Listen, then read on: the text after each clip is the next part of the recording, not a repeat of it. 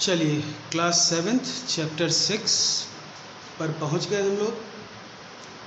Chapter है आपका triangle and it's properties. Triangle and it's properties. देखिए ट्रायंगल के बारे में तो आप इतना जानते ही हैं कि a figure bounded by three sides, three line segments, okay, a figure bounded by three sides is called a triangle. एक ऐसा क्लोज फिगर जो तीन लाइन सेगमेंट से घिरा हुआ हो उसे ट्रायंगल कहते हैं। वर्टेक्स इसमें तीन होंगे, कौन कौन से? वर्टेक्स ए, वर्टेक्स बी और वर्टेक्स सी। जहाँ पर दो लाइनें आके मिलती हैं और एक कोना बनता है, कोना, उसको वर्टेक्स कहा जाता है। ये दो लाइनें यहाँ आके मिली, इसको वर्टेक्स कहा जाएगा। ये दो लाइनें यहाँ आके मिली, इसको वर्टेक्स कहा जाएगा। ये दो लाइनें यहाँ की मिली, इसको भी वर्टेक्स कहा जाएगा। इस बात को ध्यान रखना, ठीक है। तो तीन वर्टेक्स हैं, कौन कौन से? ए, बी और सी।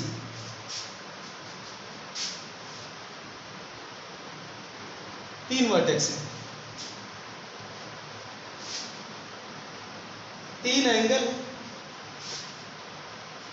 एंगल तीन है, कौन कौन से? एक तो यहां पर जो एंगल बन रहा है, तो ए रहेगा बीच में, उसके एक साइड में बी और उसके एक साइड में सी। ये हो गया एंगल बी ए सी, ये वाला एंगल। ये तो पता है ना नाम लिखने का तरीका, कि बीच में कौन सा लेटर रहता है जहां पर एंगल का फॉर्मेशन होता है, जहां पर रोटेशन होता है। और कौन सा एंगल है? ये वाला। तो इसका नाम कैसे लिखेंगे? Angle A C B. और कौन सा बचा? ये वाला। तो इसका नाम कैसे लिखेंगे? एंगल सी बी ए। ठीक है, एंगल सी बी ए। तीन वर्टेक्स, तीन एंगल, तीन sides, A B, B C और सी ए।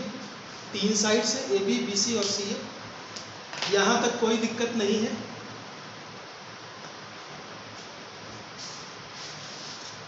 चलिए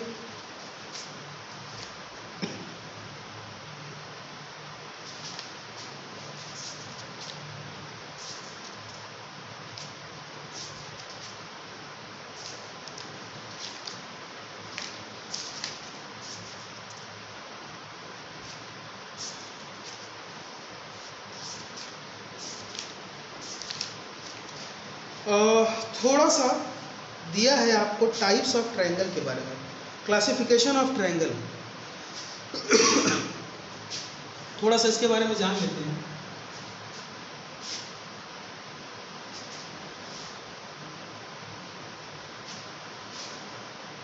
क्लासिफिकेशन ऑफ ट्रायंगल, इसके बारे में थोड़ा जान लेते हैं।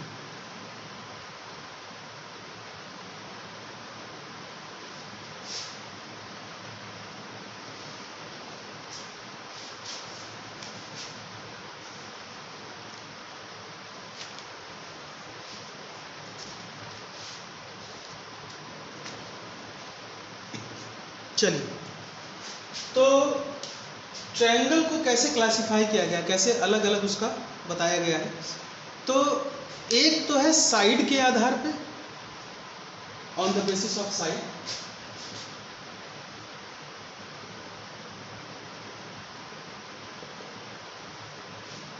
साइड्स के आधार पे तीन तरह के ट्रायंगल होते हैं। On the basis of side triangle को तीन पार्ट में डिवाइड किया गया है। कौन कौन सा?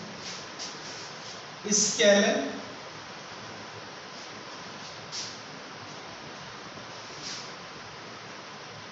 आइसोसेलेस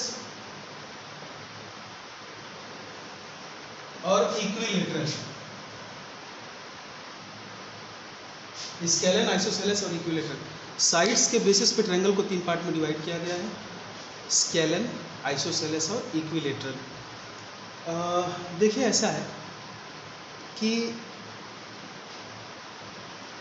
जो ये ट्रायंगल है, स्केलन ट्रायंगल क्या होता है उसके बारे में जानते हैं। एक ऐसा ट्रायंगल जिसमें तीनों साइड्स का मेजरमेंट अलग अलग हो, लेंथ अलग अलग हो, उसको कहते हैं स्केलन ट्रायंगल।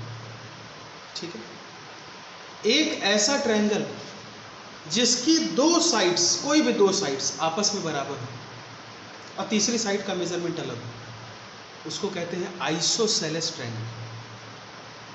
और एक ऐसा ट्रायंगल जिसमें तीनों साइड्स आपस में बराबर हो, अगर एक साइड 3 सेंटीमीटर है तो सारी साइड्स 3 सेंटीमीटर हो जाएं, ऐसे ट्रायंगल को इक्विलैटरल ट्रायंगल कहते हैं। देखिए नाम से समझ में आ रहा है, इक्विलैटरल, ठीक है, नाम से आपको क्लियर है, ठीक है, इक्विलैटरल। तो स्केलर जिसकी कोई भी साइड्स आपस में बराबर ना हो, आइसोसेलेस जिसकी दो साइड्स आपस में बराबर हो, और इक्विलैटरल जिसकी तीनों साइड्स आपस में बराबर हो, ठीक है। तो on the basis of side triangle को 3 पार्ट में डिवाइड किया गया है ऐसे।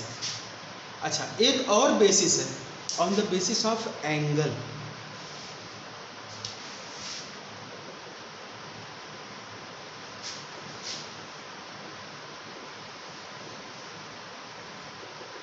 एंगल के बेसिस पे ट्रायंगल को कैसे डिवाइड किया गया, तो सबसे पहला है एक्यूट एंगल ट्रायंगल, दूसरा है obtuse angle triangle. Acute angle triangle, obtuse angle triangle, एक और है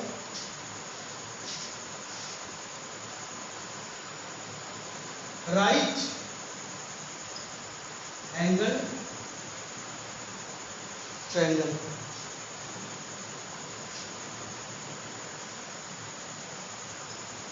राइट एंगल ट्रायंगल समझ गए, acute angle triangle, obtuse angle triangle और राइट एंगल ट्रायंगल। अब ये जो चीजें हैं वो क्या है? एक्यूट एंगल ट्रायंगल, एक ऐसा ट्रायंगल जिसमें तीनों एंगल जो हैं, एक ट्रायंगल में तीनों एंगल होते हैं, उन तीनों एंगल में से कोई भी 90 डिग्री से ज़्यादा नहीं होना चाहिए, 90 डिग्री भी नहीं होना चाहिए, तीनों एंगल 90 डिग्री से कम होनी चाहिए। एक ऐसा ट्रायंगल जिसमें तीनों एंगल 90 डिग्री से कम हो, उसको कहा जाता है एक्यूट एंगल ट्रायंगल। अब ऑब्ट्यूज एंगल ट्रायंगल के बारे में बात कर लेते हैं। एक ऐसा ट्रायंगल जिसमें कम से कम एक एंगल, कम से कम एक एंगल, वैसे एक ही एंगल हो ही सकता है, अभी वो सब क्या है बताते हैं। एक ऐसा ट्रायंगल जिसमें एक एंगल 90 डिग्री से ज़्यादा हो, एक ऐसा ट्रायंगल जिसमें 90 डिग्री से एक एंगल ज़्यादा हो लेकिन 180 डिग्री से कम हो, 180 नहीं होना चाहिए वरना ट्रायंगल बनेगा ही। इस चीज़ को फिगर से समझते हैं।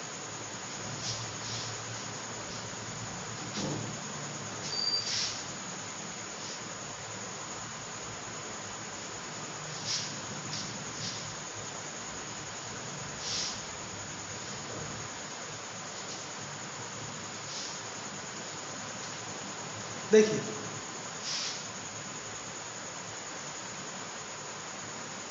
ध्यान से देखिए इस ट्रायंगल को, इसमें 3 एंगल है, इसमें ये वाला जो एंगल है ना वो 90 डिग्री से ज़्यादा है, 90 डिग्री से ज़्यादा झुका हुआ है पीछे की तरफ, प्रोटेक्टर से नापेंगे तो 90 डिग्री से ज़्यादा आएगा। तो इस ट्रायंगल को कहेंगे ऑब्ट्यूज एंगल ट्रायंगल। ये इसमें ये वाला जो एंगल है वो 90 डिग्री से तो ज़्यादा है लेकिन 180 डिग्री से कम है, और 180 डिग्री होना भी नहीं चाहिए, क्योंकि अगर 180 डिग्री हो जाएगा तो ये फिगर बंद कहाँ होगा, क्लोज्ड ही नहीं होगा।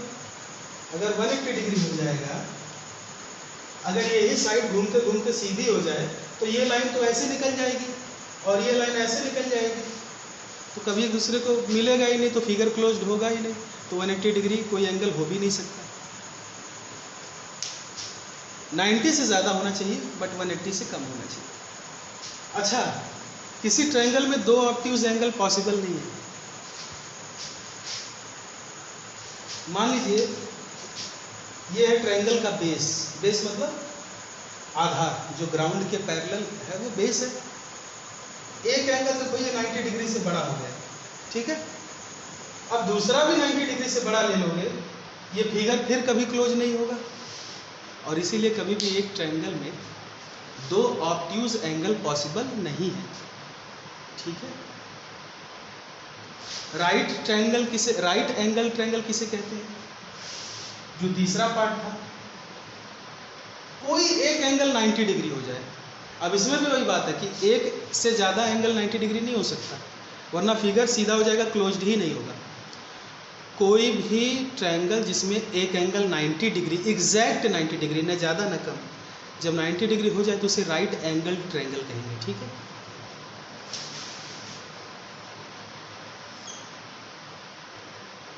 ये देखो ये 90 डिग्री है एक एंगल, तो उसे राइट एंगल ट्रायंगल कहेंगे।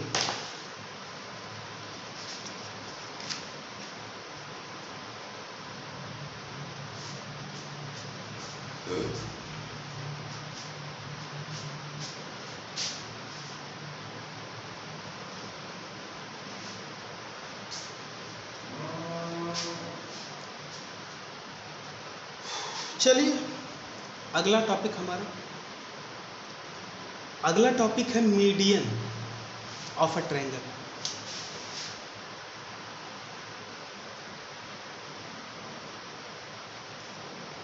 ये हम ट्रायंगल का सिंबल ऐसे बनाते हैं शॉर्ट में लिखने के लिए, चलेगा, ठीक है। देखिए ऐसा है, जो मीडियन के बारे में बातचीत हो रही है, ठीक है।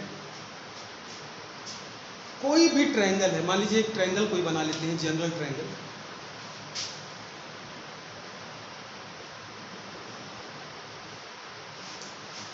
कोई भी ट्रायंगल, इसमें किसी भी एक वर्टेक्स को पकड़ लीजिए,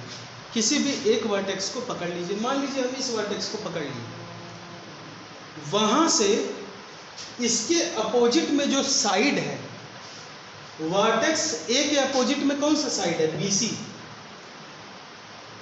तो वर्टेक्स ए से एक ऐसी लाइन बनाइए जो BC को दो इक्वल पार्ट में डिवाइड करे, तब ये जो लाइन कहलाएगी वो कहलाएगी मीडियन ऑफ दिस ट्रायंगल।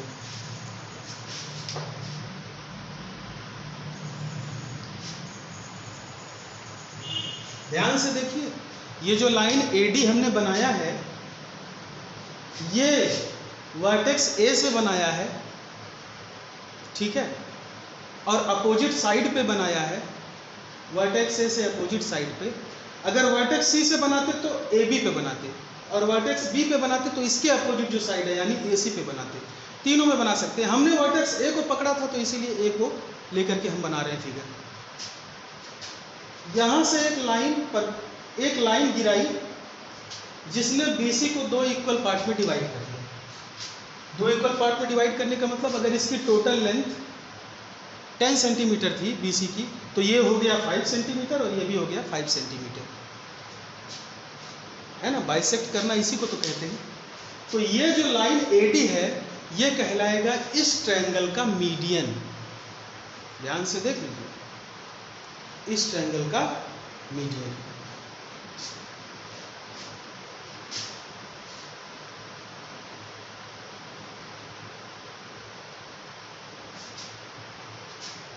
तो मीडियन क्या होता है?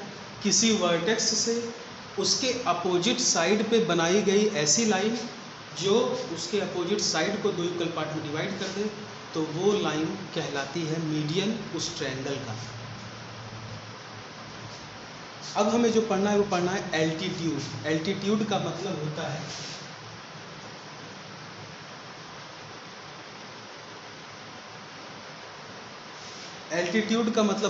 हाइट।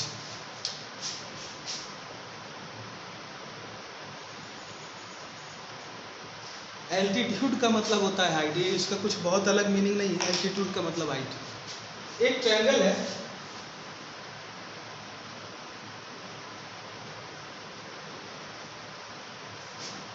अच्छा किसी चीज की हाइट कैसे मेजर करते हैं? किसी चीज की हाइट मेजर करने का क्या तरीका होता है? तरीका ये होता है कि जो भी उसका टॉप पोर्शन है, उस चीज का, उस सामान का जिसका आप हाइट निकाल रहे हैं, या किसी इंसान का, उसका जो टॉप पोर्शन, वहाँ से एक सीधी परपेंडिकुलर लाइन जमीन पे बनाते हैं, परपेंडिकुलर, वो लाइन सीधी होनी चाहिए, तभी हम उसको हाइट कहेंगे। जैसे मान लीजिए हमने कहा इस किताब की हाइट बताइए, तो आप क्या करेंगे, यहाँ स्केल रखेंगे और यहाँ से ऐसे नाप लेंगे, एकदम सीधा नापेंगे। कभी आप ऐसे नापते हैं क्या कि स्केल यहाँ रखा और ऐसे तिरछा नाप रहे हैं स्केल रख के? ऐसे तो कभी नहीं करते। जब भी नापते हैं सीधा नापते हैं। तो कभी भी हाइट जो निकाली जाती है वो सीधी रेखा में निकाली जाती है। अगर इस किताब, अभी ये किताब मैंने ऐसे की है, अगर ये किताब मैं ऐसे टेढ़ा कर दूँ और बोलो कि अब इसकी हाइट बताइए, तो आप फिर यहाँ रख के ऐसे सीधा नहीं नापेंगे। तब आप क्या करेंगे, यहाँ से यहाँ तक की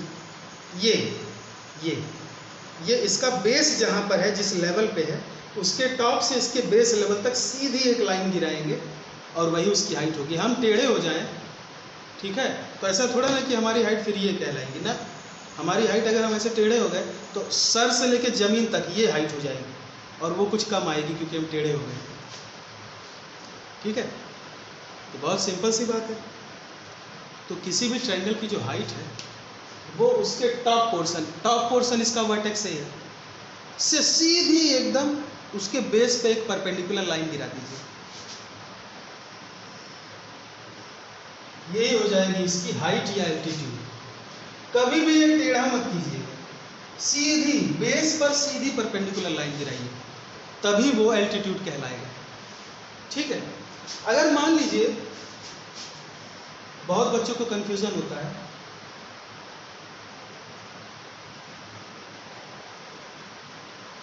कहते हैं कि ये ट्रायंगल है, अब बताइए इसमें हाइट कहाँ से कहाँ बनाए?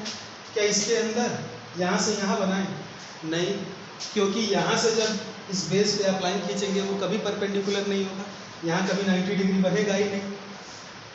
तो मैंने बताया था कि जब मैं टेढ़ा हो गया था तो मेरे सर से लेके जमीन तक सीधी लाइन, तो टॉप से लेके ये जो इसका बेस है, इस बेस को ऐसे एक्सटेंड कर लीजिए, डॉटेड लाइन से एक्सटेंड कर लीजिए और इसके टॉप से एक सीधी लाइन इस बेस पे गिराइए परपेंडिकुलर। यही होगा इसका, इस ट्रायंगल का हाइट या एल्टीट्यूड।